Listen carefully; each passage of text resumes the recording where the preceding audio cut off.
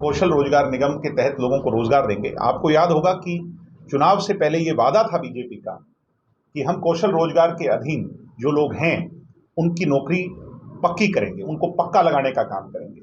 आपको अचंभा होगा कि हजारों लोगों को नित नए सवेरे नोटिस देकर के हटाने का काम हो रहा है। एक यूनिक मामला सिरसा का, जिसकी वकालत मैंने खुद करी, जिसकी लड़ाई मैंने खुद लड़ी।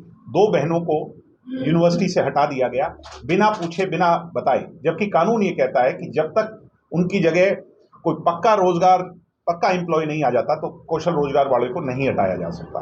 उनको आधी रात को हटा दिया गया, हाई कोर्ट में मामला गया, हाई कोर्ट से स्टे होकर के वो रीइंस्टेट हुए। यानी सरकार की एक नियत है कि किसी ना किसी तरह ये जो कच्चे लोग लगे हुए हैं इनको भी हटाया जाए।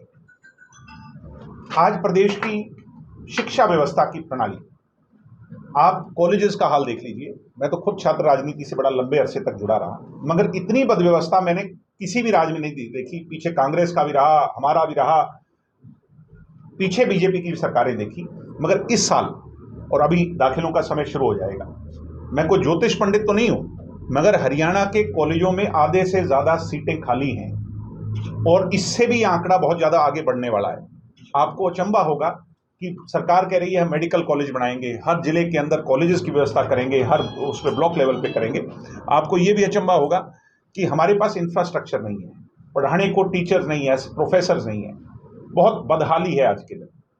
इसके साथ साथ ITIs जो मोस्ट इंपॉर्टेंट है, बेसिक स्किल डेवलपमेंट अगर मिल सकती है तो ITIs के माध्यम से मिल सकती है। ITIs आधे से ज्यादा आज बंद होने की कगार पर खड़ी है। अगर मैं डाटा शेयर करूं तो आपको भी अचंभा हो जाएगा। इक्विपमेंट्स हमारे पुराने हो चुके हैं, सरकार उसको लेकर के भी कोई चिंतित नहीं है। और ऊपर से बेरोजगारी और इन तमाम चीजों के साथ साथ अगर क्राइम प्रदेश में इस हद तक बढ़ जाए, मुझे लगता है अब जो घटनाएं घट रही हैं, अभी पीछे एक पत्रकार को भी दिन दहाड़े झज्जर के अंदर मार दिया गया और आपने देखा कि कैसे उस पर विलंब हुआ, कोई कार्रवाई नहीं हुई। सम्मानित पत्रकार साथियों, आने वाले समय में सिर्फ पत्रकारों को नहीं, मुझे लगता है राजनीतिक लोगों पर भी कल को ये आंच आ जाएगी।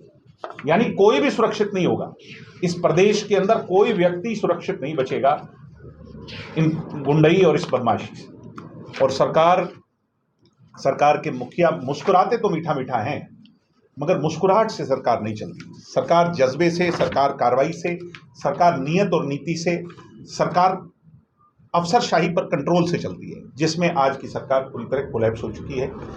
अगर क्राइम के हालात नहीं सुधरे तो भविष्य में हमारी युवा इकाई जो है इसके खिलाफ पूरे प्रदेश भर में बड़ा आंदोलन छेड़ेगी, लड़ाई लड़ेंगे, सरकार को उसकी असलियत दिखाने का काम करेंगे और सरकार को मजबूत करेंगे। एक आपके नगर निगम का भी बड़ा सफाई घोटाले का मामला, शायद किसी से छुपा नहीं। ये आपके यहाँ पे एक प्रसिद्ध अखबार की जो लेख है उसमें लिखा हुआ है कि किस प्रकार जो पहले का रेट था 84 से बढ़ाकर 154 कर दिया गया। इस पर RTI हुई और तमाम चीज़ें आई, मगर सरकार आंखें मूंद करके सो रही है, कुंभकर्ण की नींद सो रही है। इतनी बड़ी लूट इस जगह पर मच जाती है।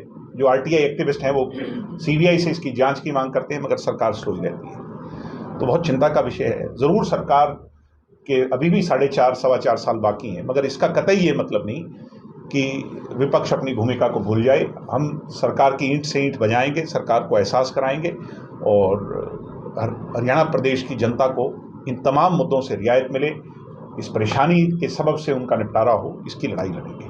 तो यही आज विषय थे, आपसे मिलना हुआ। सैनी सरकार की उपलब्धियां गिनाने के मनोहर सरकार में भी ऐसा होता है।